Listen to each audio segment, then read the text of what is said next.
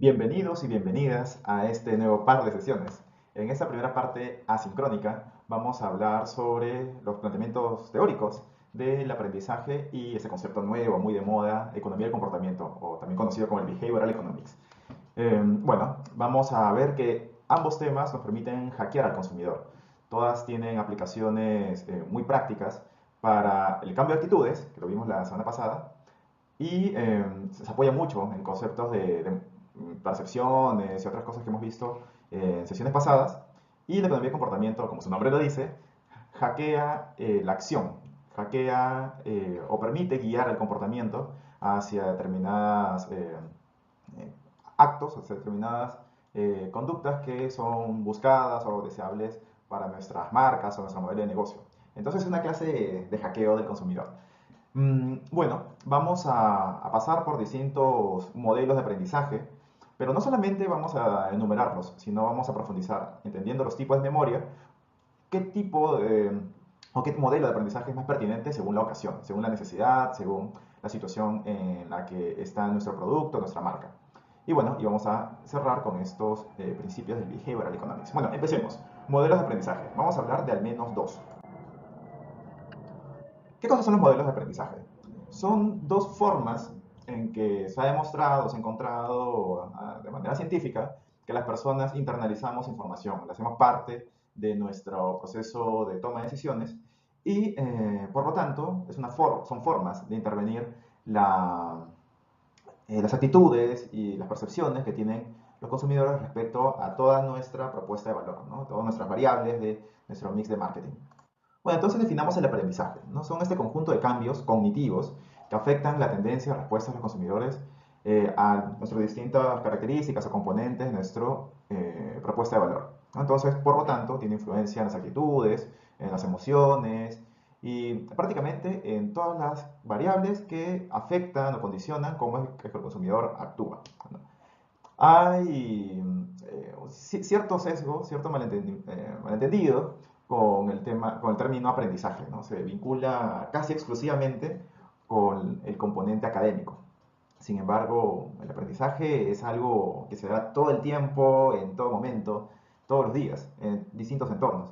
El aprendizaje lo tenemos desde recién nacidos, vamos aprendiendo el significado de las cosas, las consecuencias de hacer tal o cual cosa, si es que algo es una amenaza o algo es una fuente de disfrute, etcétera.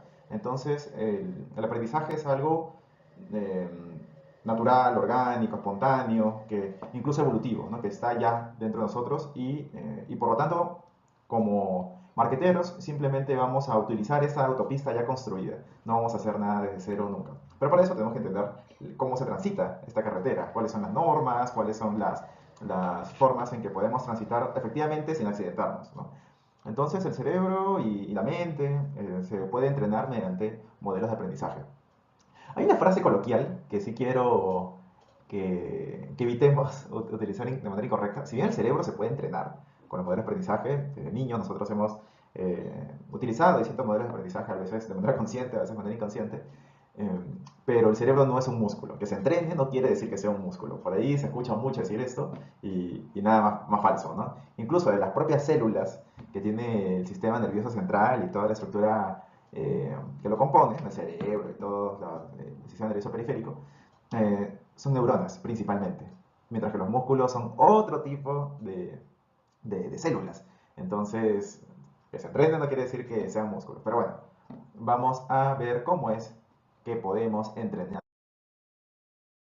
a este señor. Recordemos que es una tarea posible, pero no sencilla, porque, como hemos venido repitiendo desde hace varias sesiones atrás, uno de los primeros principios que tenemos que tomar en cuenta al momento de trabajar o moldear el comportamiento del consumidor es que el cerebro es flojo. Siempre va a querer hacer el esfuerzo más bajo posible porque la energía psíquica es limitada. Bueno, el primer modelo de aprendizaje es el del condicionamiento clásico, que seguramente ya lo hayan escuchado anteriormente. ¿En qué consiste? Eh, Hay cierto estímulo neutro, un estímulo que no produce espontáneamente algo en concreto, ¿no? Por ejemplo, voy a lanzar mi nuevo producto, voy a lanzar mi nueva marca de celulares, un nuevo producto de alimentos, un restaurante, una medicina, etc. Ese nombre, ese producto, todavía no está en la mente del consumidor y por lo tanto mucho no evoca, ¿no? Lo veíamos en la clase de actitudes de la semana pasada. No se puede tener una actitud de algo que no se conoce, siempre necesitamos un objeto. Y ese objeto primero tiene que ser conocido, entendido. Bueno, mientras eso no sucede, el estímulo es neutro, ¿no? O al menos, o lo conocemos, pero no conocemos a gran profundidad sus características o no nos evoca nada. Bueno, ese es un estímulo neutro, no genera una respuesta. Pero queremos que genere una respuesta, ¿no? Queremos que genere una intención de compra o una intención de recomendación o lo que sea, o que entren a conocer más. La respuesta que para nuestros objetivos de marketing sean pertinentes. Bueno, ¿cómo hacemos eso? Como un estímulo, que actualmente es un lienzo en blanco, que nos genera cierta reacción, comienza a tener esa reacción. ¿Cómo cerramos esa brecha? Pues el condicionamiento clásico nos plantea algo muy interesante. Esa conducta deseada que, que está en tus objetivos actualmente es evocada por otra cosa, ¿no? La intención de, no sé, de realizar cierta conducta. Como por ejemplo, quiero que la gente comience a subir selfies o fotos de mi producto, con mi producto. Ya, pero la gente, ¿con qué se toma selfies? ¿No? Comenzó, ok, con ese tipo de cosas. ¿Y qué plantea el condicionamiento clásico? Si es que yo identifico esos estímulos detonantes que sí generan hoy día la reacción que buscamos de manera espontánea, de manera incondicionada, bueno, si nos asociamos con ese estímulo detonante, asociamos nuestra marca, nuestro producto con ese estímulo detonante, en reiteradas ocasiones es que se genera una asociación por repetición. Es decir, nos apropiamos de cierta manera de esta reacción que algún otro estímulo ya tiene, ¿no? Entonces, es famosísimo el ejemplo del perrito de Pavlov, que lo mencionábamos en una de las primeras sesiones, ¿no? ¿Se acuerdan que hablamos de las teorías, la psicoanalítica, la sociológica? Bueno, y una de ellas era la cognitiva. Bueno, y ahí mencionamos el perrito de Pavlov. Ese es el caso. Este es el tipo de modelo de aprendizaje que se trabaja para generar una asociación de manera fuerte. Es clave la repetición. Si machacamos una y otra vez la misma asociación, se va a internalizar, se va a quedar como una huella cognitiva en la mente, ¿no? Mencionábamos ahí el caso de algunos eslóganes, ¿no? Cuando decimos la marca Metro, que eso nos viene a la mente, el precio más bajo siempre. Pero hace años ya no es su eslogan, pero la repetición fue tan fuerte que esto quedó, ¿no? También mencionábamos otros casos. Vamos a ver todo el abanico de recursos posibles en la segunda parte de esta sección. Pero bueno, el aprendizaje por asociación o también el condicionamiento clásico no solamente se queda en eslóganes, sino tiene aplicaciones en toda nuestra propuesta de valor. Vamos a ver. Veamos entonces aplicaciones del condicionamiento clásico para nuestras estrategias de marketing, enfocado en los 4 componentes del marketing mix. Bueno, como ya les había adelantado, la comunicación tiene una implicancia bastante común, no solamente con los eslóganes, como habíamos visto hace un momento, sino también con cualquier estímulo en general que pueda asociarse positivamente, un producto o una marca. Por ejemplo, una canción, ¿no? Muchas veces hay canciones que se les cambia la letra y se le asocia con contenidos de una marca, ¿no? También influencers son personajes que ya tienen cierto posicionamiento ganado y se generan ciertas respuestas de los consumidores y las marcas aprovechan eso para generar un vinculamiento con ellos, ¿no? Ok, esa persona es fashion y yo quiero que mi marca respire eso, pues me asocio con esa persona. Esa persona, quiero ser una marca tecnológica. ¿De dónde pongo mi publicidad o a quién uso como personaje? Una persona que tenga un programa tecnológico o que en sí sea eh, una persona experta en tecnología, ¿no? Vemos que personajes como Philip Chujoy, entre otros, son utilizados para esos fines, ¿no? Y así se van apropiando los distintas marcas con determinados personajes que tienen ya ganada una reacción por parte del público. No construyen desde cero, sino aprovechan algo que ya tiene un posicionamiento fuerte y por repetición, con una muestra continua, terminan adquiriendo esas respuestas, esas reacciones. También en el caso de distribución podemos encontrar una serie de atajos, ¿no? Si es que queremos que nuestra marca sea vista como, no sé, una marca premium, una marca sofisticada, una marca exclusiva, bueno, nuestro punto de venta, nuestra experiencia en los canales puede evocar eso, ¿no? Entonces, vendo un producto premium, pues tengo que tener una tienda premium. para las personas cuando entren, cuando vivan la experiencia, se lleven claramente ese mensaje, ¿no? Ok, esta no es cualquier tienda, esta no va a vender cualquier cosa, esta va a vender cosas acordes a la experiencia o imagen que está brindando. Y esto lo hacen relativamente la mayoría de marcas, ¿no? Tener una experiencia en sus canales que, que sea compatible con la esencia del producto, ¿no? Lo que quiere transmitirse. Luego, a nivel de producto, como habíamos visto en las clases de percepción, podemos aprovechar ciertas características o reglas, principios de la organización perceptual, ¿no? Entre ellas estaba el principio de semejanza, ¿no? Un estímulo que se parece un poco a otro eh, ya posicionado en la mente del consumidor, de cierta manera inconsciente adquiere esas cualidades en la mente del consumidor. Es instantáneo, no lo pensamos tanto. Y eso sucede o trata de hacer muchas veces las marcas piratas. Copiar al líder, a la marca que ya está posicionada, y con eso muy fácilmente los consumidores saben o se dan por enterados de qué trata el producto, ¿no? Entonces se acorta un poco la curva de aprendizaje. ¿Qué vendes? Bueno, me queda claro con esta estrategia. Entonces, no siempre es con productos piratas, también muchas marcas pueden simplemente parecerse a la marca líder o la marca posicionada y con eso ya acortan parte de la tarea, ¿no? Parte de lo que tienen que hacer. Ahí vemos un caso gracioso de la marca posicionada es Tambo y otro mini market sacó su tambito, ¿no? Y le pone más encima. Bueno, doble asociación. Hasta que la tipografía creo que está utilizando. O también vemos muchas tiendas como Polos Azules, Gamarra y varias galerías comerciales donde están esos productos que son imitaciones de marcas de zapatillas conocidas, ¿no? Adidas, entre otros. Bueno, entonces vemos que a nivel de producto también podemos aprovechar aspectos, estímulos que ya tienen una reacción positiva en el mercado y generar, por lo tanto, una respuesta más rápida, una reacción más rápida. ¿Y cómo funciona el condicionamiento clásico en la P de precios o costos, ¿no? La variable precio es una de las variables menos estudiadas y menos discutidas en marketing. Y es curioso porque es la que está más relacionada con cuánto dinero finalmente ingresa y nos da rentabilidad, nos ayuda a alcanzar determinados objetivos de la empresa. Bueno, ¿qué cosa se ha ido aprendiendo en el tiempo y con los estudios que vienen haciéndose? Bueno, la evidencia muestra que algunas leyes de la teoría económica clásica no se tratan leyes, no se cumplen en el mercado real. De hecho, una de las reglas o leyes más conocidas habla de esa ley de la oferta y la demanda, ¿no? Que a precios más bajos la demanda aumenta y a precios más altos la demanda disminuye. Pero esto se da así en el mercado. Como ya les deben haber dicho otros profesores en la maestría, en ninguna categoría del mercado el producto con el precio más bajo es líder, es el que tiene mayor demanda. Entonces, ¿qué pasa acá, no? Bueno, tenemos una asociación con productos de baja calidad que no es la más favorable, ¿no? Entonces, los productos baratos, por la experiencia y también por la repetición de los mensajes que hemos ido recibiendo a lo largo de la vida, nos queda claro que lo barato sale caro, ¿no? O lo muy barato, no solamente lo barato, sino lo muy barato.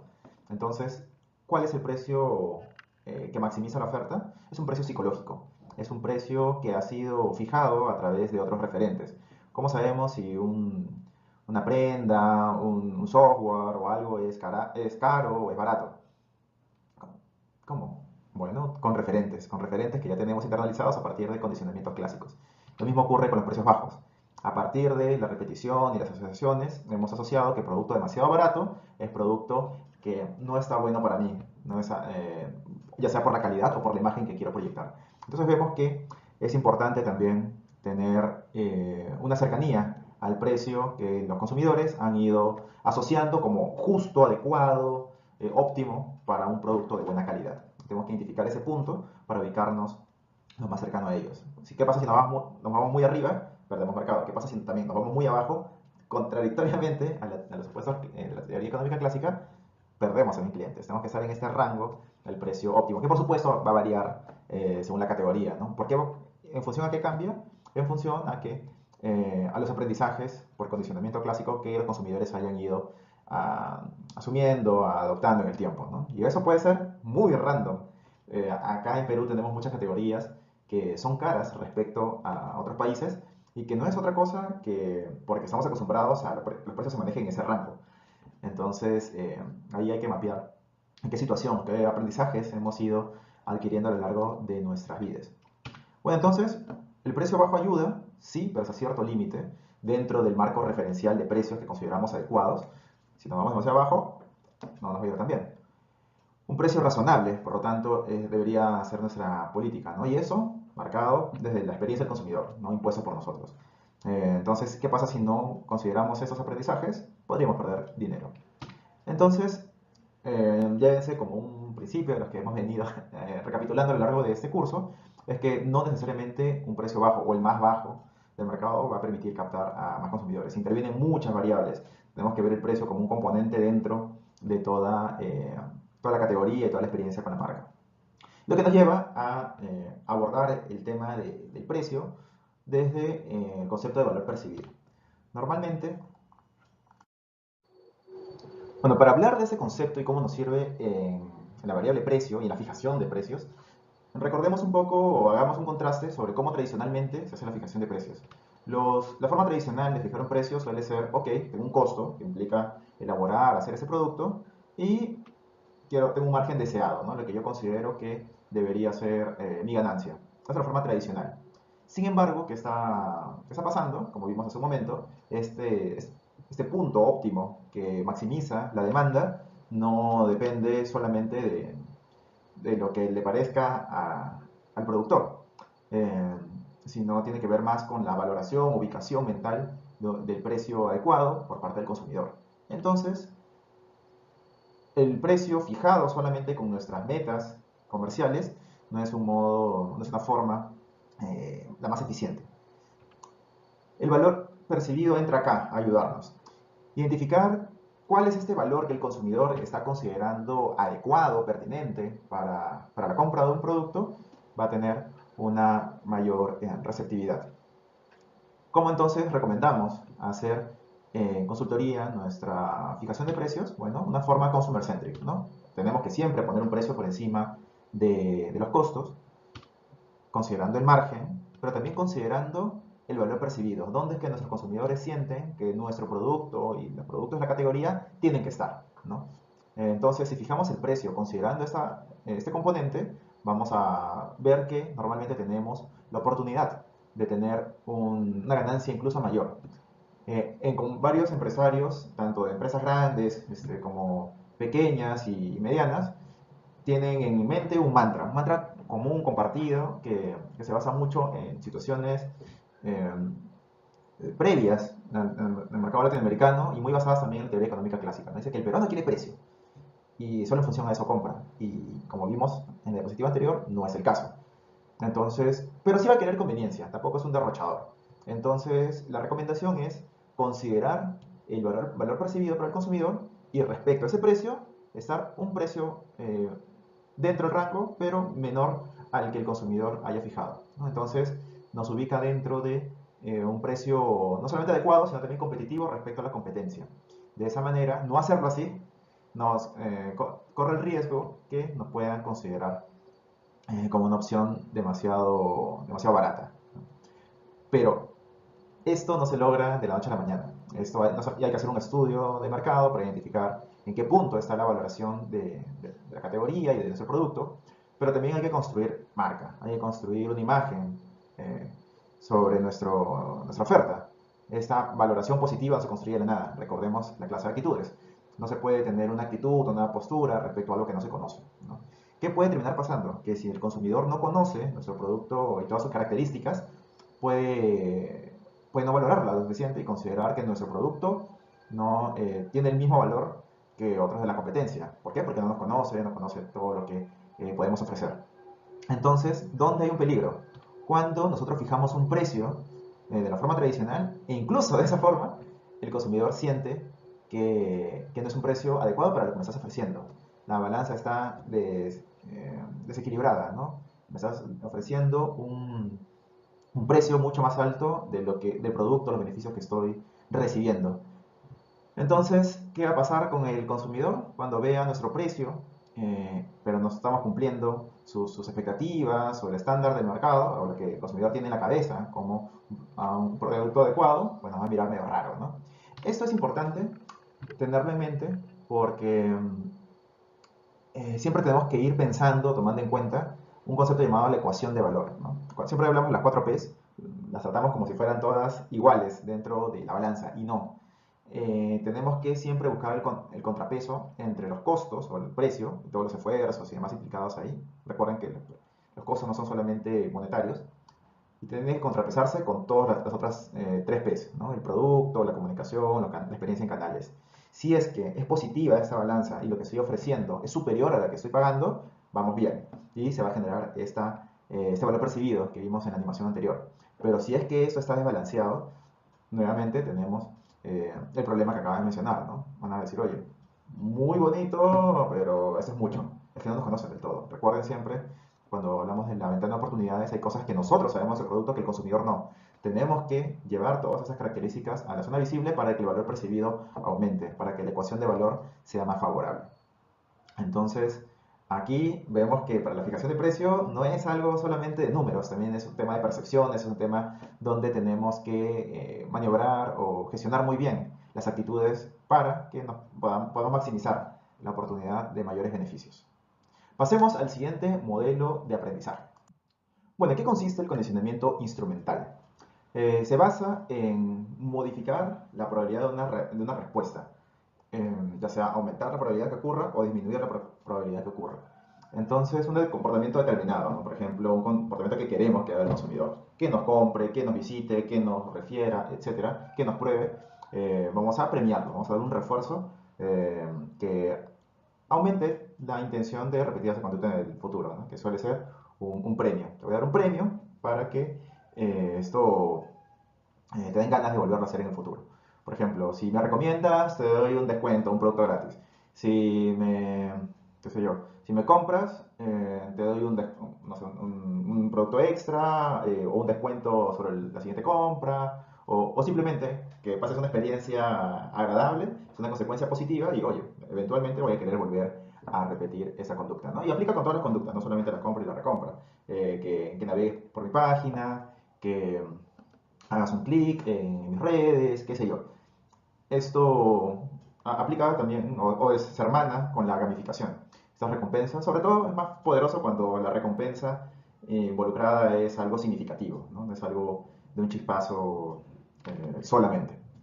Entonces, bueno, no solamente las recompensas consisten o perdón, los refuerzos consisten en recompensas, en elevar las probabilidades que una conducta se repita, sino los refuerzos también tienen que ver con castigos que van a provocar que una respuesta tienda a repetirse menos en el tiempo, ¿no? Castigos en marketing, los marketeros castigamos, bueno, en ciertas condiciones, reglas de usos, podemos poner ciertas penalidades, ¿no? Por ejemplo, los bancos no quieren que pagues fuera de fecha las deudas o cuotas que tengas de un crédito. Entonces, si es que te demoras en el pago, te castigo, ¿no? Y con eso evito la probabilidad de que la gente pague cuando quiera. O las barras de maquis, ¿no? Esas barras libres. Eh, pides lo que quieras, pero ojo, no pidas de más. Al restaurante no le conviene que la gente pida de más. Entonces, ¿qué hace? Pone penalidades. Si pides pero no te lo comes, te lo cobro, ¿no? También funciona en distintos ámbitos. Entonces, mmm, la esencia es instrumentalizar un poco la conducta realizada por el consumidor y que a partir de estas consecuencias diseñadas por las marcas o por la categoría es que se genere un aprendizaje. Ok, ya sé que haciendo esto me va a pasar esto otro. Por lo tanto, ya queda en mí la decisión de repetir o no la conducta que ya sé que detona estos refuerzos. Entonces, aquí se aplican muchas lógicas interesantes, ¿no? Muchas veces vinculadas con las distintas aristas de la propuesta de valor, de marketing mix. Vamos a ver cómo baja en este caso. Al igual que en el condicionamiento clásico, vamos a ver cómo se bajan en las siguientes 4 P's, ¿no? Pero hasta ese punto, voy a aclarar una diferenciación entre los dos modelos de aprendizaje. El condicionamiento clásico es un aprendizaje por asociación, ¿no? Un estímulo se va a terminar teniendo reacciones que otro estímulo ha tenido antes, ¿no? Mi marca no tiene una reacción espontánea, pero a partir de asociarse con un influencer o qué sé yo, otra marca, etcétera, generé, o con, con cierta estética, generé que mi marca, que no generaba antes algo, comience a generarlo, ¿no? Entonces la reiteración hizo que se cimente esa asociación, pero tiene que ver con reacciones, no, sobre todo perceptual, ¿no? ¿Ok? Cada vez que te veo, se me viene esto a la mente, o se me despierta cierta sensación o cierta reacción. Mientras que en el condicionamiento instrumental tiene que ver, es un pasito más allá, tiene que ver con las acciones. Que tú hagas o una cosa u otra tiene consecuencias. Entonces, no es solamente una reacción, es una intervención, ¿no? Entonces, mientras que en el condicionamiento clásico los consumidores tienen una postura pasiva, no son, todo ocurre de manera mental o fisiológica, en el condicionamiento instrumental el consumidor tiene una experiencia activa, ¿no? Él es el que genera esa conducta que tiene determinadas consecuencias. Entonces, como para graficar un poco la diferencia entre estos dos tipos de condicionamiento. Bueno, ¿y cómo usamos el condicionamiento instrumental? ¿Cómo usamos las consecuencias para provocar una mejor experiencia de marketing? Por el lado de distribución, podemos ofrecer ciertos premios, recompensar, reforzar de manera positiva que los consumidores hagan cierta actividad, ¿no? Por ejemplo, en el punto de venta, ya sea físico o virtual. Por ejemplo, les había mostrado el caso de McDonald's con los tacones rojos. Bueno, eso no quedó ahí. Esto se amplió a otras dinámicas de juego. Por ejemplo, lo que vamos a ver acá, que era con otras acciones también dentro de McDonald's. Hoy voy a hacer un reto y ese reto va a ser conseguir comida gratis. Para los que no saben, si vas hoy a McDonald's con un velo de novia entre las 11 y las 6, te dan 2 piezas de pollo McCrispy totalmente gratis. Así que vamos a intentarlo. Y ahí, mi gente, que roche. Alabaré al Señor.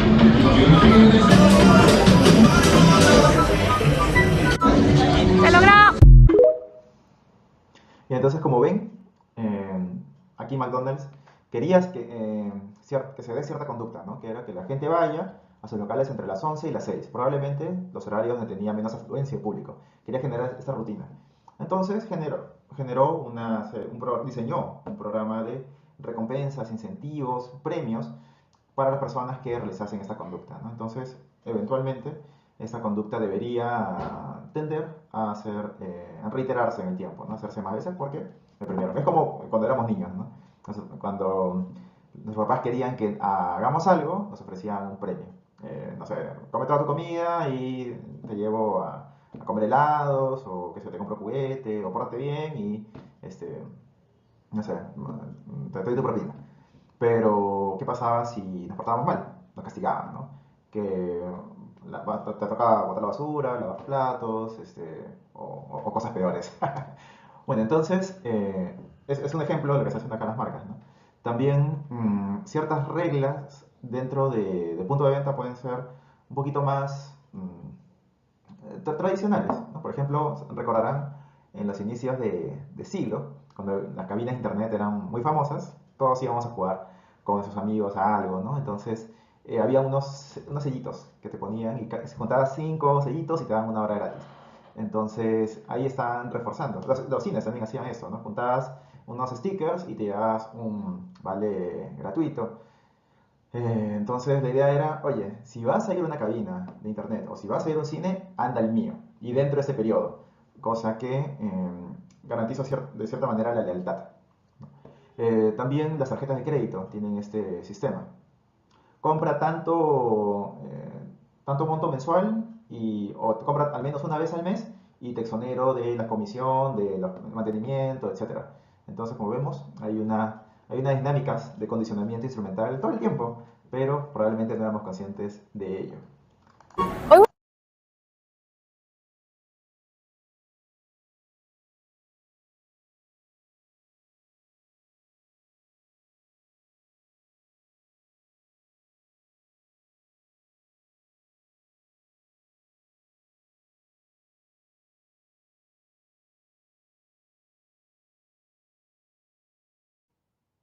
Bueno, y en producto, ¿cómo participa esto? Bueno, deberíamos generar una experiencia agradable con nuestro producto. Si nuestro producto es bueno, la gente va a tener consecuencias positivas con nuestro producto, va a salir satisfecho. Esa debería ser la primera dinámica de condicionamiento instrumental que deberíamos considerar, tener un buen producto.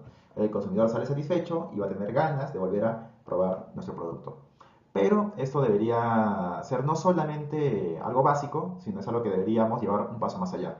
Debería quedar satisfecho, pero diferencialmente satisfecho respecto a otras opciones.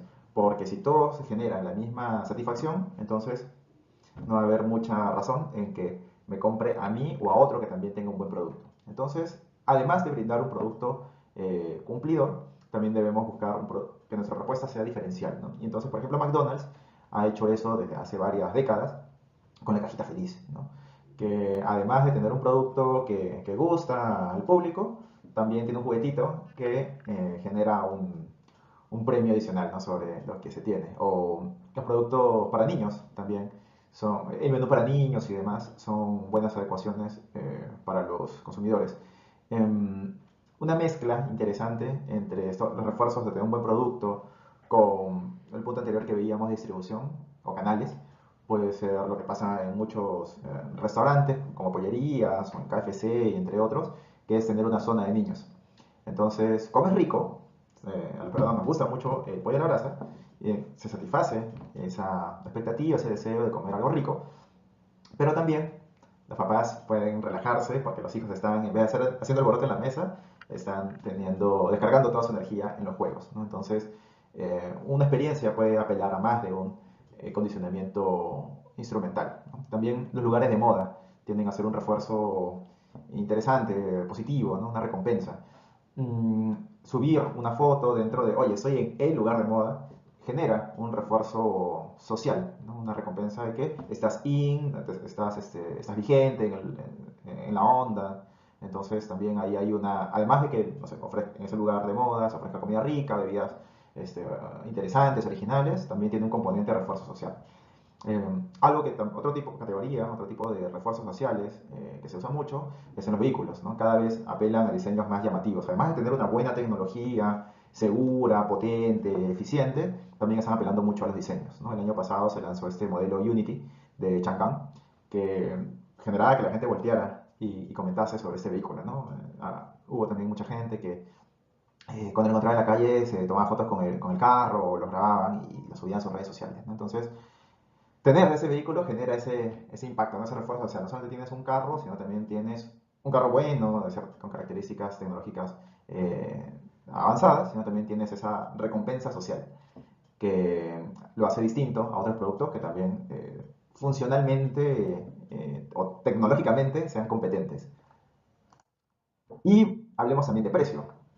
Con el precio podemos premiar cierta dinámica de compra, ¿no? Por ejemplo, queremos que la gente consuma determinados montos, ¿no? Por cada 100 soles de compra, gánate un algo, ¿no? Entonces así vamos condicionando que la gente realice compras acorde a nuestros objetivos. Entonces, en la lógica de cupones o la lógica de stickers, ¿no? Por ejemplo, en muchos supermercados hacen esto, ¿no? Que cada tanto soles comprados, te ganas un sticker, si juntas tanto, ganas un juego de sartenes o lo que sea. Entonces, no juega con la cantidad de veces que has comprado, que es lo que veíamos en el caso de distribución. Están jugando con el monto, ¿no? Y, ok, me faltan, no sé, 5 soles, 10 soles para llegar al monto que necesito para mi siguiente sticker. Bueno, me saco cualquier cosa de la góndola y lo incluyo para llegar al monto, ¿no? Entonces, es una lógica, es un refuerzo que te doy, para que realices un mayor ticket de compra. A nivel de comunicación, es un poquito distinto, un poquito más difícil de realizar, porque muchas veces este producto para generar consecuencias necesita ser probado, ¿no? Pero a nivel de comunicación, muchas veces tenemos al consumidor de su casa y mi producto está en la tienda. Entonces, ¿cómo hacemos eso para que se genere una consecuencia, ¿no? Podemos generar pruebas de producto con las muestras gratis, ¿no? Muchas veces, cuando he comprado en aplicaciones tipo Corner Shop, me llegan muestras gratis. Y si el producto está bueno, voy a considerarlo, comprar la siguiente vez. hacen mucho esto las consultoras de belleza, ¿no? Que llevan junto con su catálogo algunas muestritas que enganchan al consumidor si es que el producto está bueno. También en los puntos de venta, pues hacer que los consumidores prueben el producto, darse cuenta que está rico, intentar repetir la conducta de consumo, ¿no? Oye, está bueno, me gustaría seguir comiéndolo, voy a comprarlo. Pero esto es caro, ¿no? No tanto a nivel de logístico, sino la estrategia o la, los costos involucrados, ¿no? Regalar productos, montar toda la contabilidad al respecto y demás. Entonces, si bien es una estrategia interesante, hay que considerarla en sus debidas proporciones, otra experiencia basada en condicionamiento instrumental que puede servirnos es el efecto vicario. ¿Qué es el efecto vicario? Bueno, se basa en que las personas, por nuestra propia fisionomía, estamos programados para sentir lo que siente el otro, cierta empatía. Pero, ¿eso es fisionómico? Sí, es que tenemos unas células entre el lóbulo frontal y parietal, tenemos una zona sensorial donde hay unas neuronas especiales que se llaman las neuronas espejo, que a partir de la observación de otros y las consecuencias que ellos viven, genera de cierta manera esa experiencia en nuestro propio cuerpo. Por ejemplo, si vemos a alguien, no sé, que se quema o que tiene un accidente, se golpea, etcétera, con determinado producto, nosotros vamos a determinado lugar, nosotros nos vamos a, de cierta manera, hasta nos va a doler, ¿no? ¿No les ha pasado en las películas que están poniéndole la inyección a alguien en la película y como que la sientes un poquito, hasta te duele un poco? Bueno, o si vemos a alguien, no sé, electrocutándose o quemándose, nosotros también instintivamente nos alejamos. Y es que esa quemadura, esa pasada de corriente se recrea en cierto nivel en nuestra mente y vivimos la experiencia, la consecuencia que el otro ha experimentado también. Entonces, esa es la función de las neuronas espejo y es muy funcional si lo piensan, porque es un mecanismo evolutivo, ¿no? Para evitar exponernos a situaciones de peligro, si es que vemos que alguien más está sufriendo alguna consecuencia no deseada, ¿no? Y lo mismo con las consecuencias positivas. Si vemos que alguien está contento con algo, con un producto, que está comiendo algo rico, se nos antoja. Las neuronas espejo nos dicen, oye, eso está bueno, yo también quiero. Entonces, nos sirve tanto como recompensa vicaria como castigo vicario. Entonces, este efecto vicario se puede provocar mostrando el uso, la experiencia con el producto en otra persona, mejor si es un influencer que tenga cierta credibilidad, cosa que podemos sentir cierta empatía. Ahora está bastante de moda utilizar figuras conocidas, populares, que tengan mayor credibilidad, ¿no? Los influencers como que se están poniendo cada vez más en duda, así que me están diciendo cosas porque quieren o porque están siendo pagados, y están cobrando fuerza los anti-influencers, que son estos personajes en redes sociales, con seguidores y demás, pero que están posicionados con no casarse con marcas y siempre decirte la verdad, ¿no? Quizá alguno de ustedes conozca a estos youtubers o tiktokers que ponen cosas a prueba, ¿no? Literal, hay un canal de YouTube que se llama Pongamos la Prueba y hace contenido sobre esto, ¿no? Que hoy compra este producto que en la tele dice que puede hacer tal cosa y te dice si es verdad o no. Y te asegura que no se está casando con ninguna marca, que no es, y que no lo va a hacer porque la esencia de su canal es eso. Ser muy crítico con los productos. Si pierde eso, no hay canal. Entonces, bueno, la experiencia del otro puede generar eso, ¿no? Y si es que no lo vemos en el instante, el producto siendo utilizado, aplicado, como pasaba, o trataba de hacerse antes, ¿no? Con la prueba de la blancura, que usaban varios detergentes, o por ejemplo, esos productos de cuidado del cabello, que te decían, oye, mira, como es influencer, mira cómo logró que su cabello crezca. Bueno, también podemos utilizar algunas referencias del producto, de testimonios alrededor de nuestros puntos de contacto, ¿no? Por ejemplo, en TripAdvisor se usa mucho esto, en Booking la gente califica las experiencias que ya vivió, no lo estás viendo, vivir la experiencia, pero de cierta manera se acredita de que la experiencia va en determinado sentido u otro, ¿no? Entonces, son aplicaciones desde la experiencia del otro, del refuerzo del otro, que te pueden servir para tú tomar decisiones. Bueno, ¿y cuándo usamos una cosa u otra? ¿Cuándo usamos el condicionamiento clásico? ¿Cuándo utilizamos el condicionamiento instrumental? ¿Qué define eso? Bueno, vamos a ver el siguiente tema que nos va a dar claridad. La memoria. La memoria es frágil, dice ahí algún refrán, y podemos poner eso en duda, porque hay tipos de memoria. Entonces, ¿la memoria es frágil? Sí, pero cierto tipo. No hay otros tipos de memorias que son duras como una roca. Entonces, dependiendo del tipo de memoria con la que queramos trabajar o realizar algún aprendizaje, es que una técnica va a ser más o menos efectiva. Vamos a ver a qué nos referimos con tipos de memoria. Bueno, hay niveles de tipos de memoria que tienen distintos comportamientos o características. La memoria va desde una memoria muy sensorial de inmediato plazo hasta una memoria de mediano y largo plazo. Entonces, la memoria más básica y la que tiene una reacción más inmediata con el contacto con la información del entorno es la memoria sensorial. Y como vimos en la clase de sensaciones, este tipo de memoria puede ser estimulado por ciertos principios, ¿no? Hablábamos de la atención selectiva, la exposición selectiva, que es, oye, vamos a procesar determinada información que nos resulte necesaria o interesante, ¿no? También el bloqueo perceptual y la defensa perceptual. Bueno, la cantidad de información que podemos procesar aquí es alta. Eh, es literal toda la información o parte de la información que nos rodea, que hay muchísimos estímulos.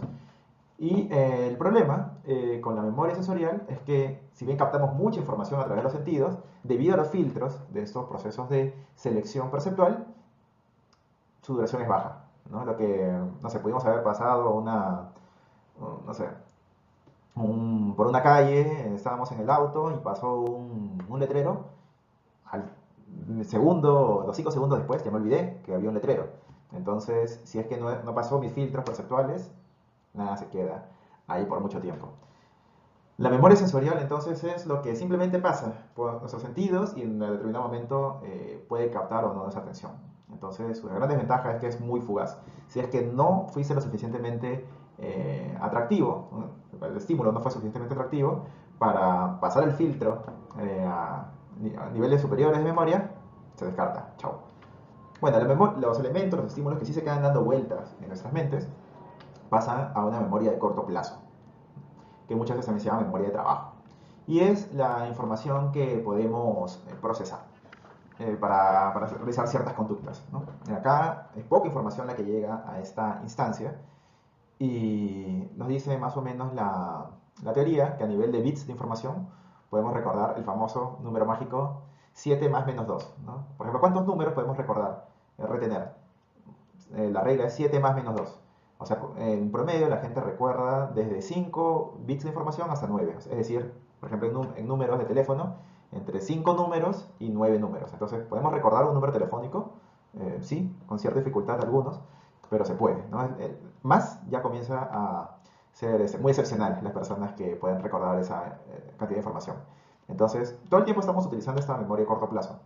Por ejemplo, estamos conversando y, oye, te quiere decir algo, ¿no? Y mientras la contraparte está terminando de decir lo que yo quiero, estoy con la información ahí que no se me vaya, ¿no? Porque la cantidad de información que puedo retener es baja. Entonces, mientras me vas hablando, va ocupándose mi memoria a corto plazo y lo que yo quería decirte probablemente se vaya arrinconando y puede que me lo olvide. Entonces, ese es el gran problema con la memoria a corto plazo. Si bien tienes una duración mayor que la memoria sensorial, la cantidad de información que puede procesarse aquí es reducida. Y bueno, y esa memoria a corto plazo, una vez que es utilizada y es de manera reiterada, por ejemplo, acá se dan los aprendizajes, ¿no? De condicionamiento clásico y condicionamiento instrumental. Bueno, a partir de eso podemos construir memoria de largo plazo, que es información que entra a la mente y que ya no sale. Entonces es un gran espacio de construcción de marca, porque la cantidad de información que se procesa acá es acumulada. Entonces todo aquello que mereció nuestra atención en algún momento y que duró el suficiente tiempo de análisis, de procesamiento, eventualmente va a entrar a la memoria a largo plazo, que es un lugar donde en condiciones neuronales saludables no sale, ¿no? Es algo que se queda para toda la vida, ¿no? Entonces acá se almacena mucha información que sale acumulada en nuestra vida y dura para siempre, salvo que tengas algún deterioro cognitivo o algún accidente, etc. Entonces, pero nuevamente el cerebro se entrena. Entonces, algunos tipos de recuerdos en la memoria a largo plazo van a costar menos esfuerzo para ser evocados, pues sobre todo información o recuerdos que usas constantemente, ¿no? Mi dirección, ahí está la memoria a largo plazo, mi número de DNI, como los uso frecuentemente, los evoco con facilidad. Pero hay información que no tanto, no lo uso siempre, y por lo tanto se va guardando en archivos cada vez más escondidos dentro de todos nuestros almacenes, ¿no? Les habrá pasado que están queriendo recordar el nombre de una canción, el nombre de una película, o el nombre de un compañero de, no sé, del colegio, o de su primer trabajo, y ¿cómo se llamaba? Nos cuesta mucho recordarlo. Saben que lo saben. Y eventualmente pasa una semana en que han estado haciendo cualquier otra cosa y se les viene a la mente. Ay, se llamaba Juanito López. O se llamaba la película, qué sé yo. eh, el nombre que tenga. Pero sí estaba la información, pero no siempre es fácilmente evocable, que tiene que ver mucho con el uso, ¿no? Entonces, el cerebro almacena la información de manera eh, funcional, ¿no? Siempre al principio, por lo que los voy a tener cansados todo el curso, que es que el cerebro es flojo. Y como tal, va a siempre buscar el menor esfuerzo cognitivo. Entonces, si esta información no la usas, no te la tengo de fácil acceso, ¿no? Porque eso me ocupa mucha energía. Entonces, voy guardándola para que no desperdiciar energía psíquica. Bueno, entonces, como vemos, existen tipos de memoria que van desde la más inmediata, la más sensorial, hasta una más completa, más compleja, además sesgada con esas interpretaciones, eh, pero que tiene mayor duración, ¿no? Y procesa o puede guardar muchísima información. Entonces, hay filtros, ¿no? Pero vamos perdiendo información entre que pasa por nuestros sentidos, es procesada por nuestra mente en la memoria a corto plazo y finalmente es almacenada. Entonces, ¿qué nos toca hacer con nuestras marcas, con nuestros productos, con nuestras demás variables de marketing? Pues tenemos que hacer ese caminito y llegar al lugar ideal que una marca debería estar, en la memoria a largo plazo. Entonces, para llegar a la memoria a largo plazo, tenemos que tomar en cuenta que no estamos hablando solo de un tipo de memoria. Hay tres tipos de memoria a largo plazo. Está por un lado la memoria semántica, que es la que recuerda más los conceptos o las ideas. Por ejemplo, recordar nombres, recordar fechas, recordar no sé, direcciones, recordar atributos, etc. En los autos pasa mucho, ¿no? Specs del vehículo, ¿no? El cilindraje, todas estas cosas. En tecnología, las cámaras, que tienen tantos megapíxeles, las computadoras que tienen tanto tipo de memoria, etcétera, etcétera, etcétera. Bueno, esa es la memoria semántica. Luego está una memoria que tiene que ver más con las experiencias, que es la memoria episódica. La memoria episódica, como su nombre lo dice, tiene que ver con episodios de la vida. Entonces, está fuertemente marcado por eventualidades, ¿no? Si les pregunto, ¿qué estaban haciendo el, no sé, 3 de febrero del 2018? El 4 de junio del 2015. Pero ¿qué estaban haciendo cuando fue el terremoto de Ica? Así lo recuerdan. En la memoria episódica, en particular, cuando las vivencias son emocionalmente más fuertes, eh, tienen una mayor recordación o son más fácilmente evocables, ¿no? La emocionalidad hace eso. Mientras que la memoria semántica, las ideas o aspectos que se guardan son semas, ¿no? Palabras, términos, son un poco menos involucrados con aspectos afectivos, ¿no? Nos pueden evocar alguna emoción bonita, ¿no? Nuestro nombre, por ejemplo, es algo que es nuestra palabra favorita, ¿no? O sea, por la ciencia, pero no tiene esa característica de transportarnos como si lo hace la memoria episódica. Aquí, mientras en memoria semántica están recordar los logos, características, nombres, las marcas, dónde se vende, qué sé yo, la memoria episódica guarda más experiencias con la marca, ya sean directas o indirectas. Aquí vamos viendo cómo se asocian un poco los dos tipos de memoria que conversábamos. Perdón, los dos tipos de modelos de aprendizaje. Y por último está la memoria procedimental, que es una memoria más instintiva, más del cuerpo, menos consciente, de la que somos y también tenemos menos control. Por ejemplo, se nos va la luz de la casa, qué sé yo, un cortocircuito, un corte programado, lo que sea. Entonces, bueno, yo sé que no hay electricidad en mi casa, o no sé, bajamos la palanquita, porque la llave, porque están haciendo algo. Yo sé que no hay luz en mi casa.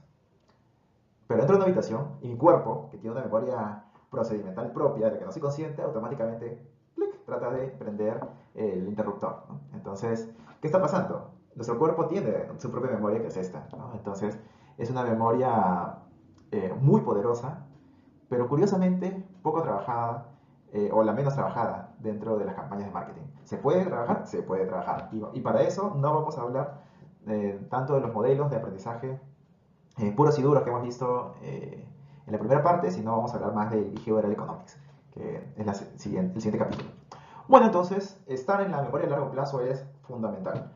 Aquí es que nuestros consumidores toman la información con las que interpretan el mundo, con las que deciden qué cosa comprar y qué cosa no dentro de una compra planeada, y es donde tiene que estar, por lo tanto, nuestros productos y nuestras marcas, ¿no? Debería ser cuando estoy en la situación de compra, me acuerdo de ese producto, ¿no? Hablábamos del top of mind, hablábamos de las marcas consideradas en la sesión pasada. Bueno, aquí es que se guarda, en la memoria a largo plazo.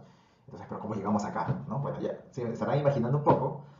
La memoria semántica se usa principalmente como objetivo, como finalidad, cuando queremos dar a conocer algo, ¿no? El reto es que los consumidores están expuestos a mucha información, eh, y la información que nosotros queremos contar al consumidor no suele ser la que el consumidor espera recibir, ¿no? Porque nuestra información es el producto, aceptémoslo, interesante para nosotros y nuestros objetivos, pero no necesariamente para el consumidor. Por lo tanto, hay que hacérsela interesante.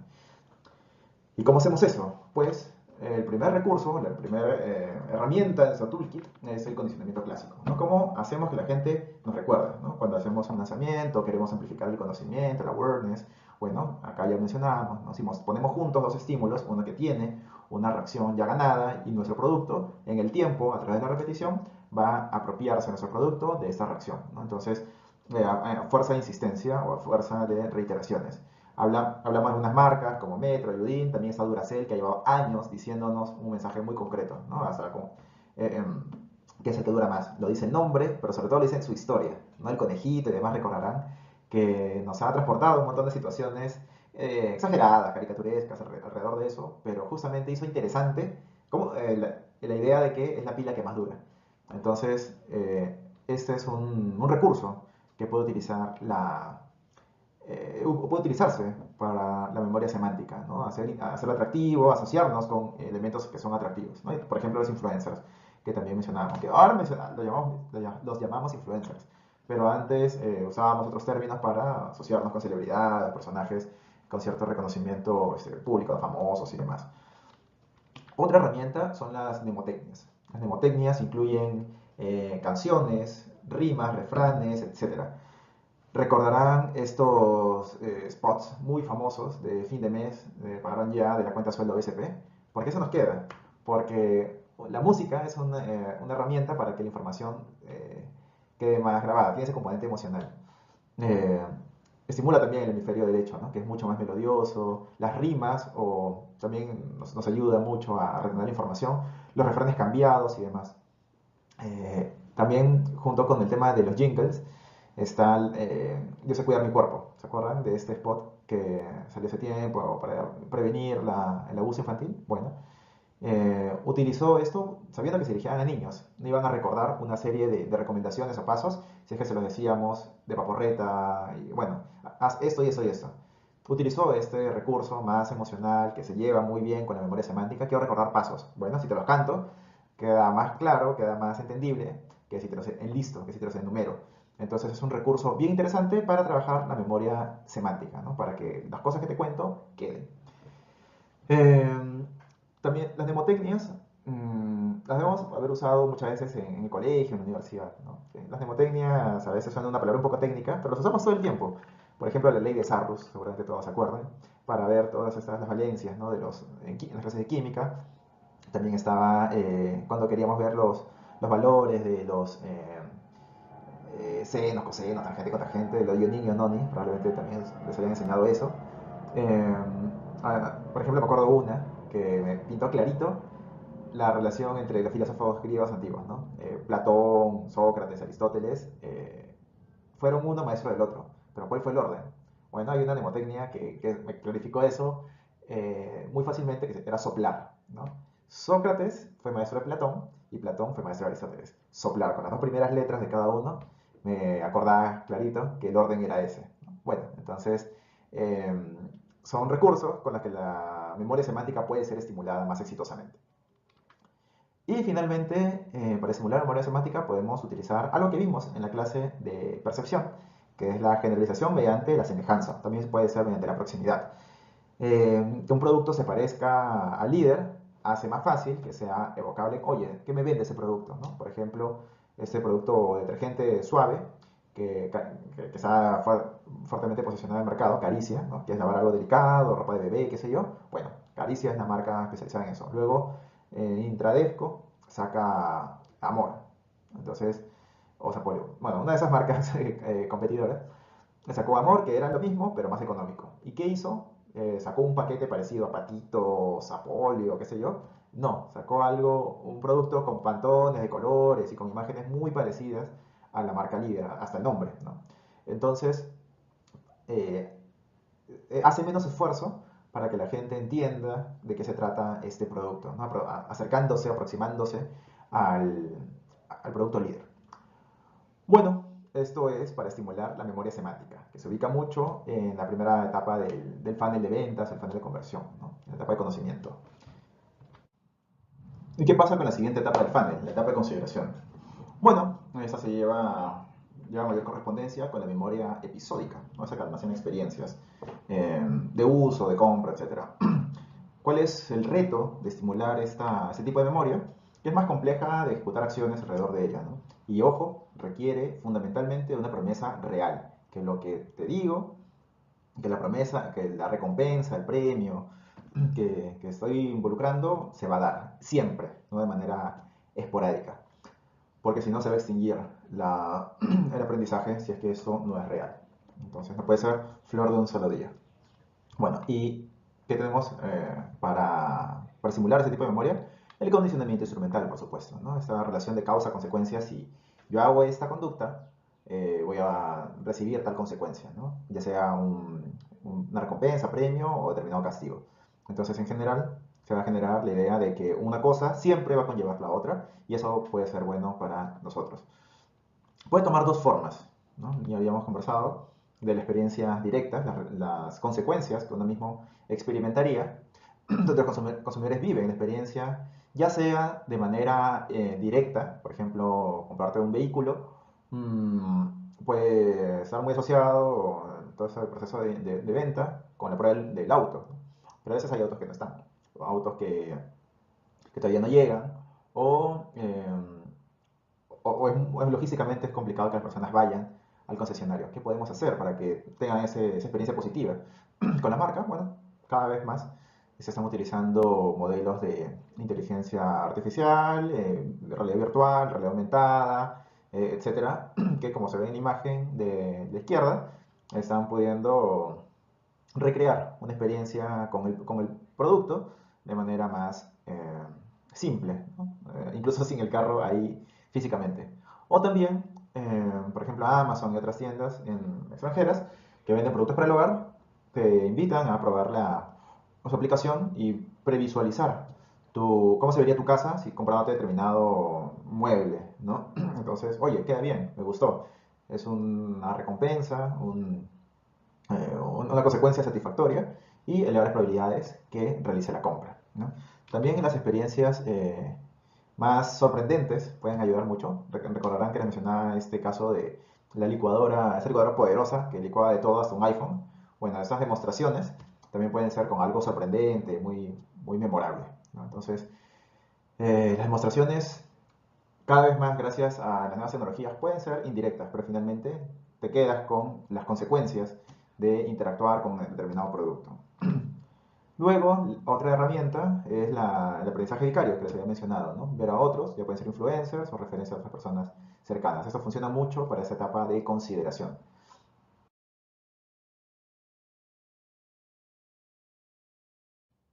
Entonces, como hemos visto, cada modelo de aprendizaje tiene aplicaciones diferentes en distintas áreas de marketing, ¿no? Muy relacionadas con la etapa de interacción o de relación que estamos con el consumidor. Ambas son necesarias, pero en tareas diferentes, ¿no?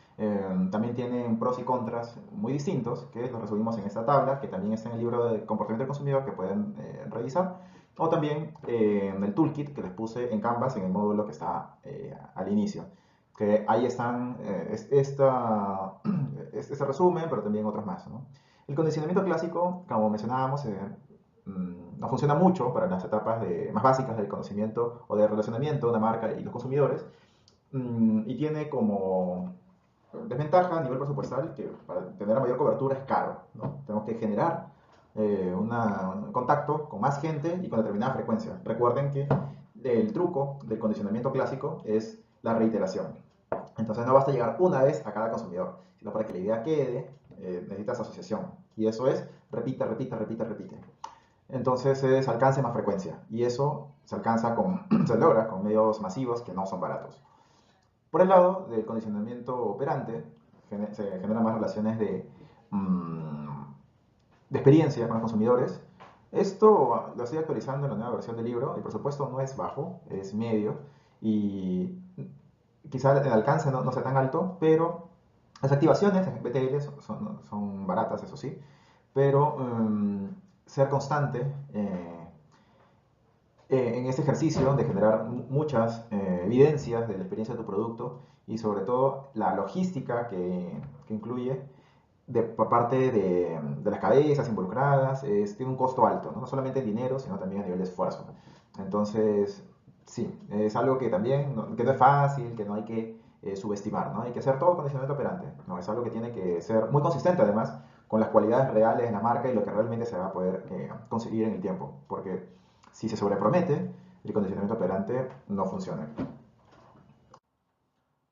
Bueno, y no olvidemos el último tipo de memoria de largo plazo, la memoria procedimental, aquella que guarda rutinas, aquella memoria del cuerpo, que se relaciona mucho con el relacionamiento conductual que tenemos entre consumidores y marcas, ¿no? Que se relaciona mucho con la conducta de interés de la marca y su lealtad, ¿no? La conducta de interés puede ser la compra, suscripción, uso, etcétera.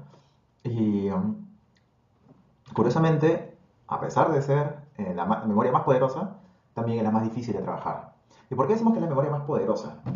Porque nos domina, ¿no? Por ejemplo, un caso clarísimo de lo poderosa que puede ser esta memoria procedimental está en este videito, ¿no? Ese señor quiso subir a su bicicleta como siempre lo hace, y por más que la esposa estaba ahí, era consciente que la esposa estaba ahí, pero su cuerpo hizo su propio ejercicio, ¿no? La memoria procedimental es así. Bueno, imaginen que esa fuerza de la rutina podemos utilizarla a favor de las conductas de compra, ¿no? Si nuestro producto cumple con lo anterior, ¿no? Es un producto que cumple la promesa, que tiene una serie de elementos con consecuencias favorables para el consumidor, y si además tiene este poder de instaurarse de manera no consciente, rutinaria, en el cuerpo de los consumidores, vamos a generar una dinámica muy favorable. Entonces, ¿cuáles son los trucos para hackear ese tipo de memoria? Bueno, vamos a verlo en el siguiente y último capítulo. Vamos a hablar del famosísimo Behavioral Economics o economía del comportamiento, economía comportamental, tiene un montón de traducciones. Pero bueno, aquí vamos a hablar de varios elementos que en esta corriente, en este cuerpo teórico, están comenzando a cobrar fuerza, ¿no? Vamos a hablar de los sistemas de pensamiento, los heurísticos, los sesgos cognitivos, el nudging y sobre todo los marcadores somáticos. Los marcadores somáticos son aquellos elementos, aquella técnica o recurso que nos va a ayudar a activar la memoria procedimental. Bueno, y nuevamente citando a la teoría económica clásica, ¿no? Que mencionábamos al inicio de la clase, mm, parte de un supuesto, ¿no? Que las personas somos racionales, que las personas, el Homo economicus, recordarán sus clases de filosofía, el Homo economicus es esa idea que tenían algunos filósofos, que las personas estaban constantemente evaluando su entorno para maximizar su utilidad o sus beneficios permanentemente, ¿no? Con el mínimo esfuerzo, el mínimo uso de recursos, tener la mayor beneficio posible. ¿Realmente somos así? ¿Realmente estamos comparando, acumulando información y comparando todo el tiempo para tomar estas decisiones? ¿Realmente conocemos todo? ¿Realmente estamos evaluando todo de manera consciente? Pues vamos a hacer un reality check, ¿no? ¿Cómo somos las personas? Las personas somos así, un poco así. Vamos a conectar el equipo de sonido y mejor idea no se nos ocurrió, ¿no? O vamos a ir al gimnasio a entrenar un poquito de esta manera. O vamos a hablar un poquito de seguridad. Entonces, las personas caemos en ciertas disonancias todo el tiempo. Entonces, ¿qué nos quiere decir esto? Un nuevo principio que traemos al curso, que es que aunque como Homo sapiens, como personas humanas, tenemos raciocinio, eso no quita que cotidianamente actuamos de manera irracional, ¿sí? Usualmente, que se corresponde mucho con el intento de ahorro de energía psíquica que hemos hablado varias veces en el curso.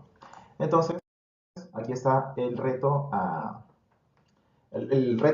de realidad que se plantea a la teoría económica clásica, ¿no? Que no siempre estamos evaluando alternativas, que no siempre optamos por la opción que más nos favorece, que dejamos que las situaciones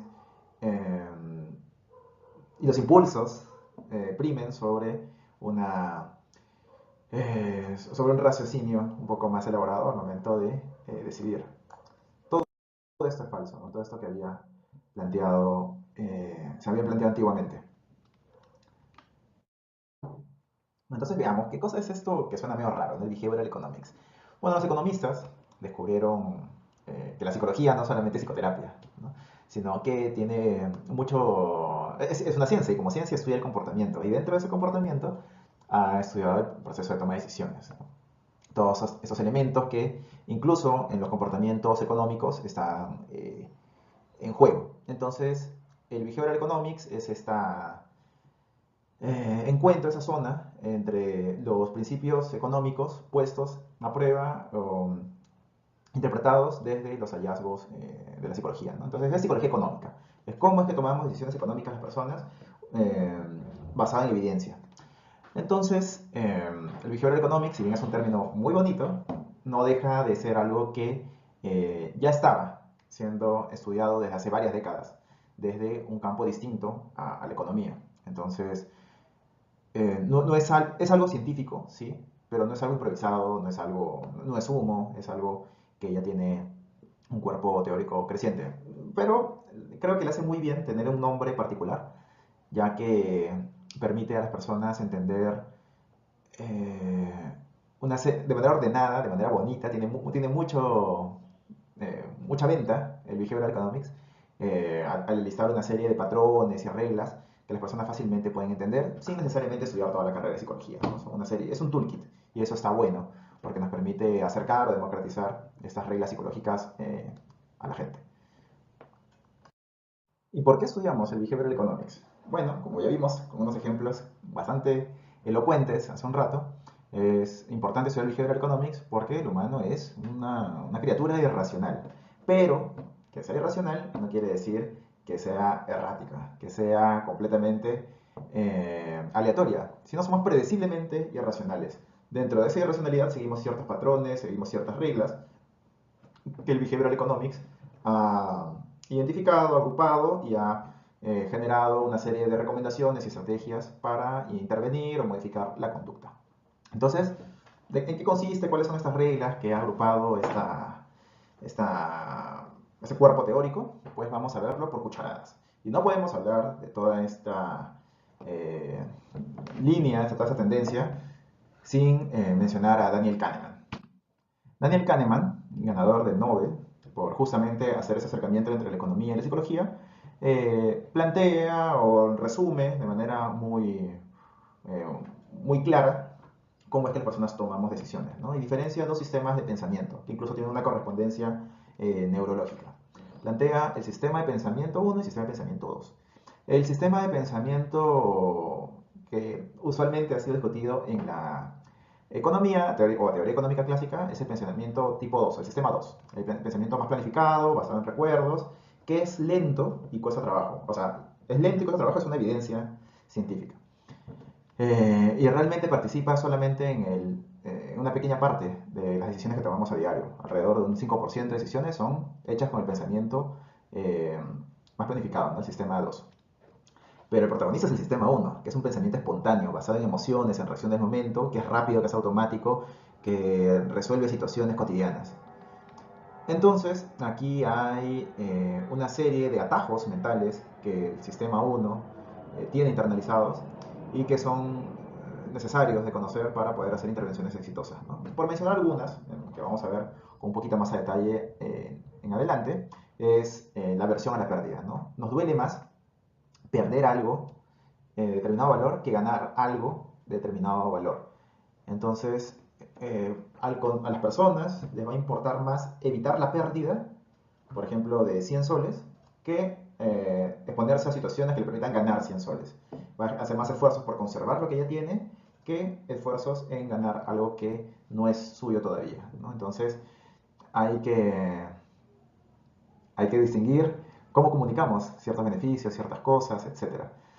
Y luego, por el lado también de la perspectiva de las personas, las cosas que son propias suelen a ser magnificadas, ¿no?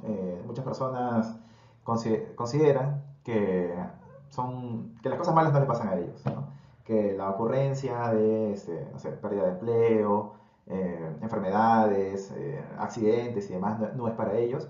Sin embargo, eso es un sesgo que también es funcional, es evolutivo, y nos lleva a tomar decisiones arriesgadas todo el tiempo, ¿no? Eso lo veíamos en el caso de la piscina donde habían conectado la electricidad, ¿no? Bueno, a alguien el agua pasa corriente, pero a otras personas, no a mí. Bueno, y esos dos sistemas, como les había adelantado, son parte de nuestras decisiones diarias. Se estima que al día tomamos alrededor de 35.000 decisiones, desde que nos despertamos hasta que nos acostamos. El despertarnos mismo y la misma acción de acostarnos y todo lo que eso implica incluye una serie de decisiones. Y esas, como son tantas decisiones, se genera una sobrecarga mental. Una sobrecarga que no puede ser abordada, por lo tanto, todas las decisiones con el sistema 1.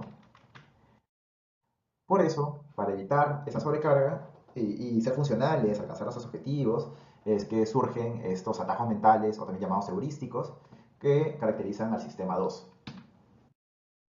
Entonces veamos cuáles son estos heurísticos, ¿no? Cuáles son sus características y cuáles son los más conocidos, o los que vamos a encontrarnos muchas veces en recomendaciones de estrategias de marketing. El primer heurístico del que vamos a hablar es el anclaje. Entonces vamos a hacer un ejercicio para que vean que eso no es flor.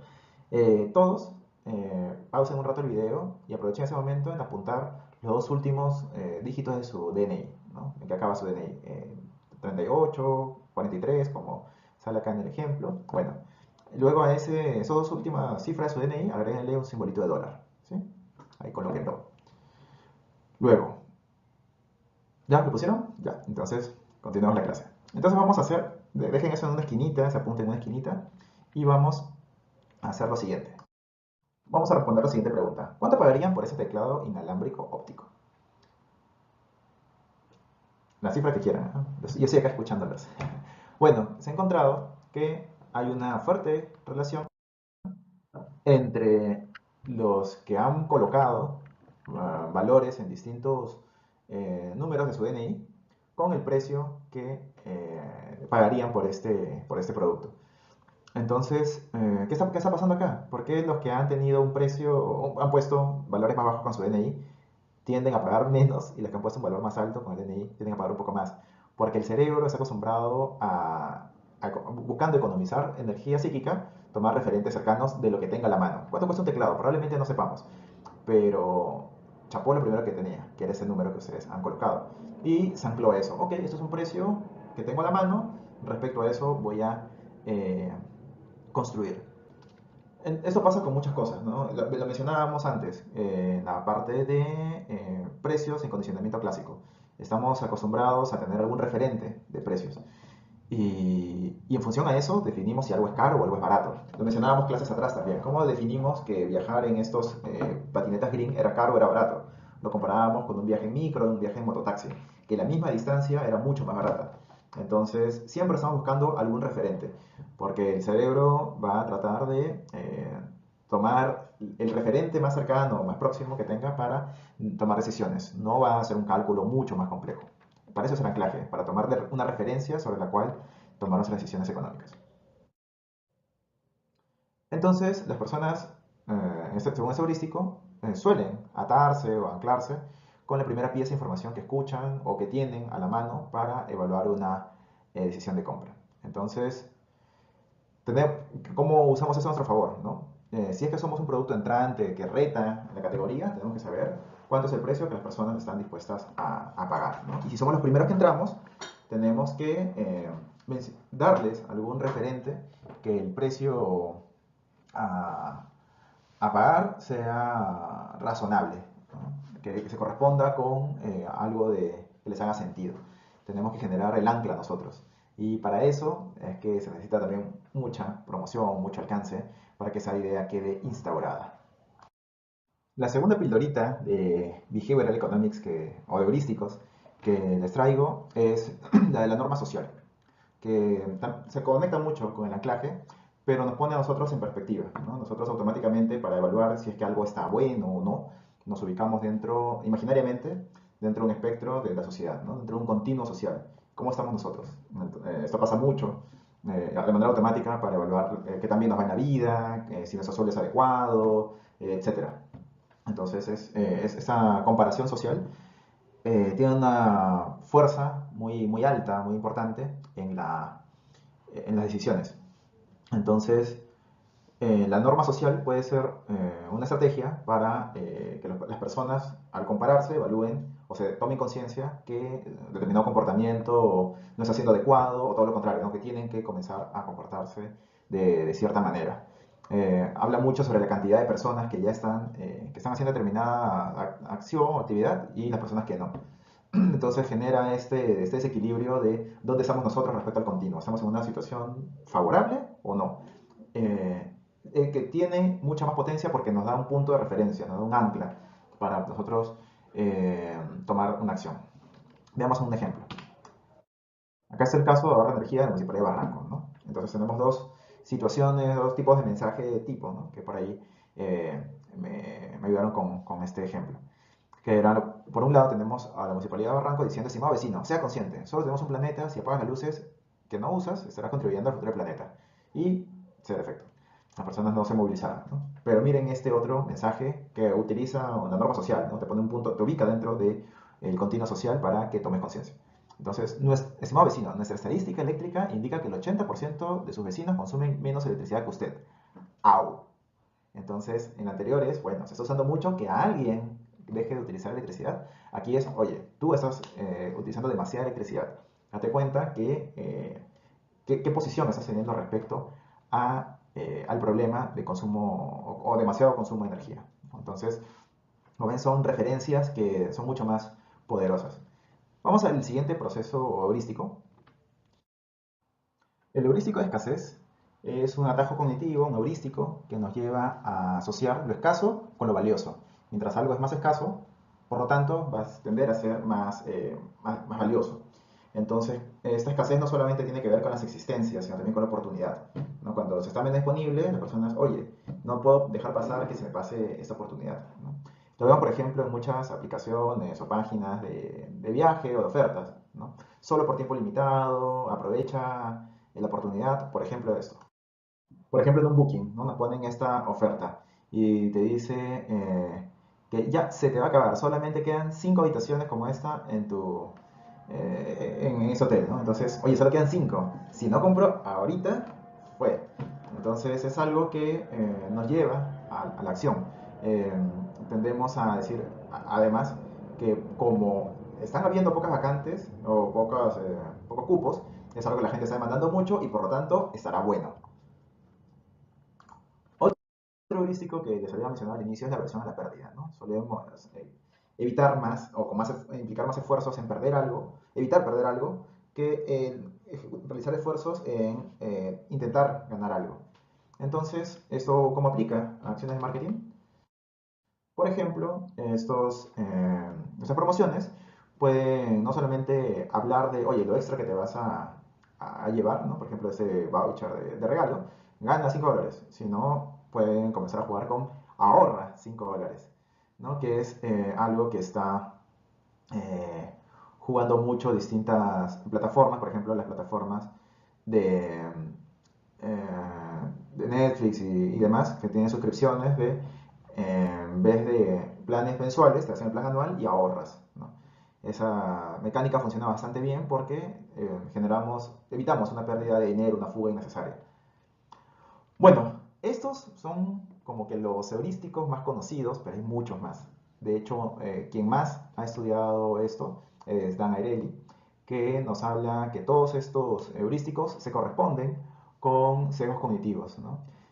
Había mencionado hace un momento que somos irracionales, pero predeciblemente irracionales. Bueno, esa es una frase de Dan Ariely, y no solamente es una frase, de hecho es el título de su libro más conocido, donde nos habla de algunos de los grandes sesgos cognitivos a los que estamos sujetos las personas. De hecho, es una persona no solamente conocida por sus teorías, la síntesis de hallazgos heurísticos y sesgos cognitivos que ha hecho, sino también por esa media barbita que suele usar. Y nos habla de muchos otros más, ¿no? Por ejemplo, hablábamos hace un momento del principio de escasez, ¿no? Que tiene que ver con la exclusividad, lo que comentó él, que las personas tendemos a relativizar el tema del tamaño y el precio, ¿no? Un producto más grande tiende a ser considerado que tiene que costar más, ¿no? Luego, también el precio de lo gratis, ¿no? Nos hablaba que no es lo mismo que un producto te cueste de 100 soles, le agregamos 100 a 101 soles, ok, eso no duele mucho, pero la diferencia en que me cueste gratis, me cueste un sol, sí es un montón. Entonces el costo cero tiene una lógica, tiene un poder en particular, ¿no? El precio de posesión, que nos habla de que las personas tendemos a valorar más aquellas cosas que consideramos nuestras. Y esto tiene que ver mucho con la prueba de producto o cuando hacemos la prueba de un test drive. Ese carro ya es parte de nosotros, ya nos hemos imaginado, nos hemos puesto en mood dueños de ese carro y cuesta más decir que no a esa compra, ¿no? Luego, la ley de Parkinson, que nos habla de cuanto más tiempo tenemos, más tendemos a procrastinar las cosas,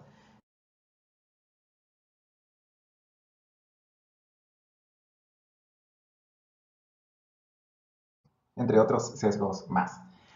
Bueno, vamos a verlos en acción, todos estos heurísticos y principios que parten de los sesgos cognitivos, ¿no? Por ejemplo, en muchas páginas de ventas por internet usan con bastante eficiencia los heurísticos. Por ejemplo, aquí vemos un pantallazo de cómo era Amazon en algún momento. Y vemos, por ejemplo, acá el precio, ¿no? El precio actual es 20,70 centavos. Pero ese es caro, ese es barato para ese producto. Bueno, te ponen la referencia, que es 32,9%. Antes costaba $32,95. Oye, está bien, ¿no? Es más, y te ponen el porcentaje de oferta, ¿no? Que tiene que ver mucho con esta versión a la pérdida. Te vas a perder esta oferta. Luego, acá ponen el porcentaje de pedidos, ¿no? Que te lo ponen bien avanzado, 89% de existencias ya acabadas, el principio de escasez. ¿Cuándo acaba la promoción? Acaba a las 8:20, ¿no? Sentido de urgencia, que es otro heurístico que no les comenté todavía. También hay un tema de novedad. Producto recién llegado, te pone New US Day, no, acá te estoy diciendo, oye, ese producto es algo que tiene cierto grado de exclusividad, ¿no? Luego, te hablan de la norma social que hablábamos, cómo estamos respecto a la sociedad, a ese continuo social. Ese producto, bueno, es un producto que ha sido calificado por 222 personas con 5 estrellas. Entonces, es un producto que está bueno y yo quiero estar en ese grupo, ¿no? También hay elementos que dan cierta garantía de manera muy sencilla, ¿no? Por ejemplo, abajo dice vendido por un equipo de investigadores de deporte de Amazon y arriba tiene unos sellos de calidad, ¿no? Entonces, están utilizando, nosotros no sabemos esos sellos de quién serán, a qué se dedican esas entidades, pero tenerlos ya es un heurístico, nos facilita mucho, es un atajo mental, nos facilita la evaluación de que ese producto probablemente sea de calidad. Y si vamos al detalle, vemos que los sistemas de puntaje y demás herramientas que utiliza Amazon son una biblia de aplicaciones que tienen los heurísticos en este canal, ¿no? Entonces, pero bueno, acá hemos enumerado en un solo vistazo como 8 heurísticos en acción. Pero ¿cuántos hay, no? ¿Cuántos heurísticos realmente tenemos o caemos constantemente? Bueno, se realizó un mapa de todos estos sesgos cognitivos que nos llevan a tomar decisiones heurísticas y no son pocas. Todas estas rayitas que están como un radial, como rayitos de sol alrededor de ese cerebro, es un sesgo cognitivo. Son muchísimos. Y bueno, alguien hizo el trabajo de resumirlos, o bueno, de integrarlos en una sola imagen y agruparlos, ¿no? Entonces, finalmente ese ejercicio ha generado ciertas categorías y de ellas unas agrupaciones bien interesantes que están separadas por colores, ¿no? Un primer sesgo cognitivo tiene que ver cuando tenemos demasiada información. Entonces, simplificamos. Otro sesgo cognitivo es cuando no tenemos suficiente entendimiento del tema, ¿no? Entonces, nos vamos por lo más cercano que tenemos, en líneas generales, ¿no? Y por eso hablábamos de asociarnos con influencers o con estímulos parecidos y demás. Chapamos lo que tenemos a la mano y entendemos. También hay unos sesgos muy vinculados con la necesidad de actuar rápido y otros que tienen que ver con las recordaciones, ¿no? ¿Qué cosa debería recordar de todo esto? Y hacemos ahí un filtraje de información bastante puntual. Entonces, bueno, acá si quieren se puede hacer un curso aparte sobre esto. Varios de estos sesgos son utilizados constantemente en las estrategias de marketing. Lamentablemente ni el curso ni la maestría nos da tanto espacio para abordar todos ellos, pero sí es importante que sepan que existen y que pueden profundizar en ellos para hacer cada vez más diferenciales más poderosos, ¿no? Respetando siempre las características del manual de uso de los consumidores. Bueno, y un último punto que quiero mencionarles es la teoría del nudge, ¿no? O del empujoncito, que la plantea Richard Thaler, que trata que las cosas van a hacerse mientras más fáciles o entretenidas van a ser, ¿no? Entonces muchas veces medio sabemos lo que tenemos que hacer, pero no lo hacemos. Mientras facilitemos eso, mientras se lo hagamos más fácil, va a tender a realizarse la conducta. Necesitamos ese empujoncito para que la conducta se dé. Entonces, ¿cuán fácil está haciendo nuestra experiencia? Ese es un concepto que ya hemos hablado antes en la parte conativa, motivacional de las actitudes, por ejemplo. Ahí hay que disminuir las barreras y hay que dar la mayor cantidad de facilidades u oportunidad para que las cosas se den, ¿no? Por ejemplo, aquí hay ciertas conductas que no son muy deseadas, ¿no? Por ejemplo, subir las escaleras de manera tradicional.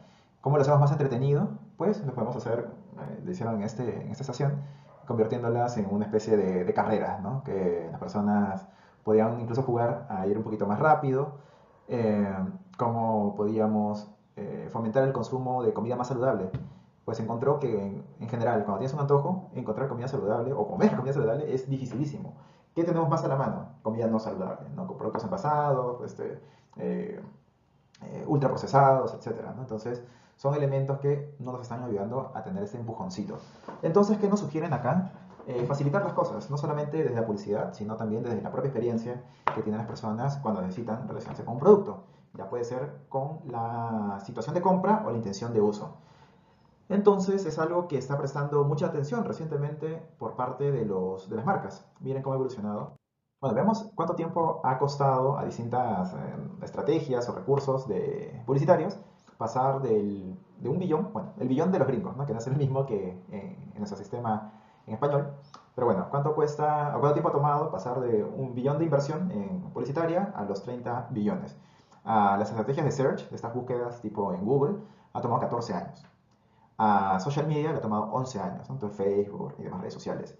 Pero el retail media, la experiencia en punto de venta, que tiene que ver mucho con el nudging, con generar esas experiencias, le ha tomado apenas 5 años. Entonces es algo que está tomando mucha fuerza. Quizá en Perú no se está viendo mucho, pero sí en varios países de América Latina, sobre todo los países más grandes. Entonces aquí hay mucha ciencia que hay que comenzar a implementar para hacer diferencias significativas, y si es que en Perú no lo está haciendo gran parte de los anunciantes, podemos hacerlo nosotros. Vamos a ver reflejado una de las técnicas de intervención o modificación de conducta que más me gusta, que tiene que ver justamente con la memoria procedimental.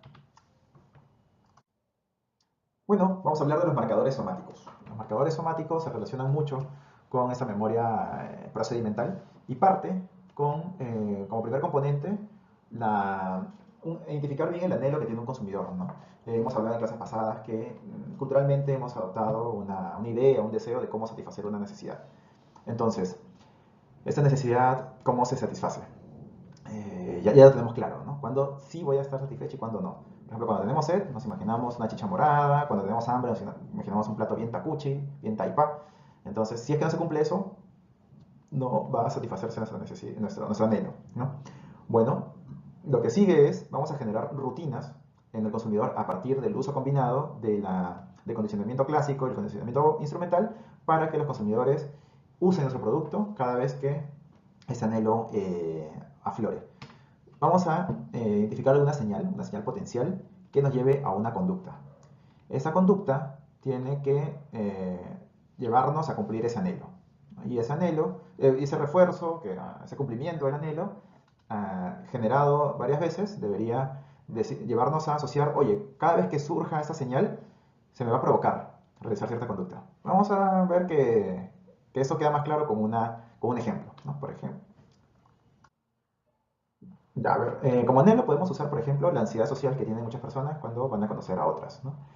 Entonces, ¿qué quieren? No quedar mal. Eh, ¿Cuál puede ser una señal? Una cita. Van a tener una cita, una conducta que se detona cuando van a tener la cita, comprarse un Hals, por ejemplo, cualquier eh, producto similar. El refuerzo es que te deja el aliento fresco. ¿Se cumple la promesa? Sí. La persona no queda mal utilizando el producto. Y cada vez que tenga una cita o verse con alguien, se mete su caramelito. Entonces, ya queda programada la persona. Tengo una cita, me compro un Hals. Hay una ocasión de consumo. Se genera, el cuerpo mismo automáticamente ya sabe que así como tiene que ponerse, qué sé yo, desodorante, perfume, también tiene que comprarse su Hals. El producto se colocó exitosamente dentro de una ocasión, ¿no? Entonces, ya ni la piensas, es parte de, ¿no? Eso debería llegar a generarse con los distintos productos, que sin pensarlo ya se tome como default. Bueno, hay marcas que han intentado hacer esto, algunas más exitosas que otras. Vamos a ver dos casos. Acá tenemos dos casos peruanos. El primero es el jueves de patas de Pilsen y el segundo el jueves de pavita, los dos jueves.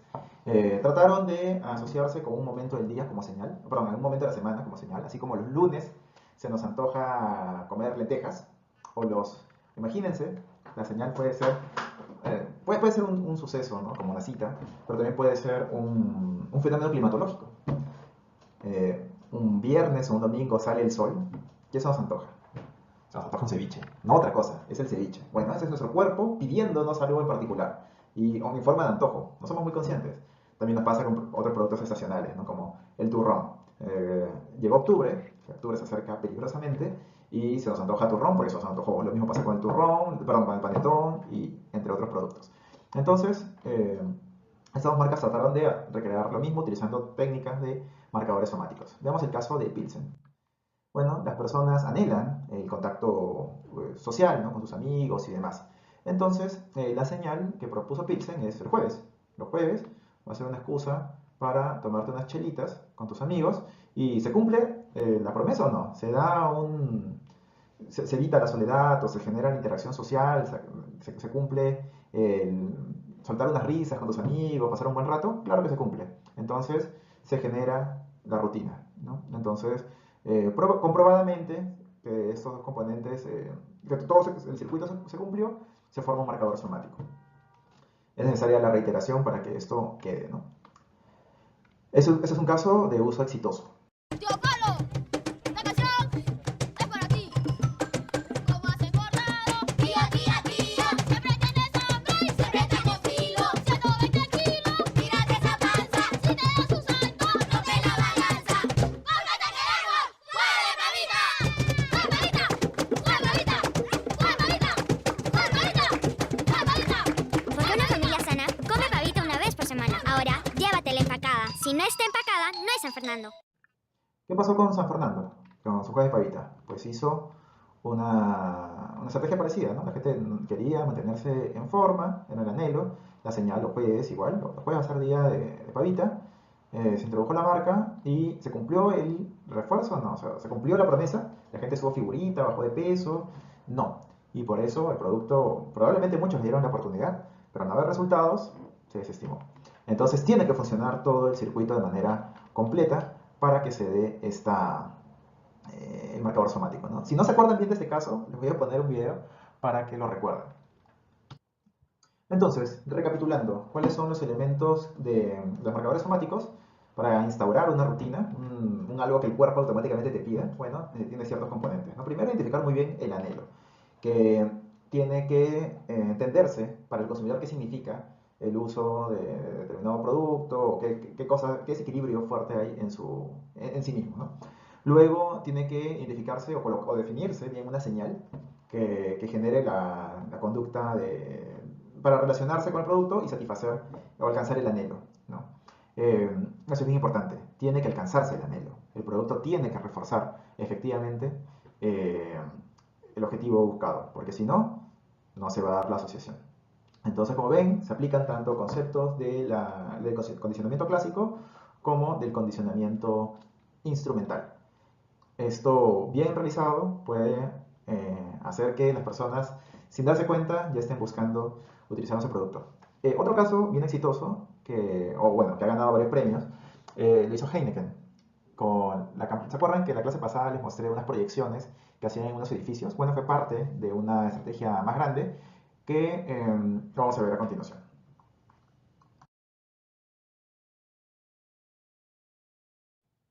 Entonces, como se ve en el ejemplo, se utilizó al personal de limpieza de los edificios como una señal. Cada vez que los veas, andan a tomar una chelita, ¿no? Y se cumplía el anhelo de descansar, juntarte, integrarte con tus amigos y demás. Entonces, me gusta mucho cerrar esta sesión con marcadores somáticos porque nos permite entender que este toolkit de herramientas de aprendizaje que tenemos se pueden combinar según se requiera porque la mente funciona como un todo. Entonces, si bien hemos dado algunas recomendaciones en ciertos compartimientos, hemos dado algunas pildoritas o herramientas, realmente podemos combinarlas según sea necesario, ¿no?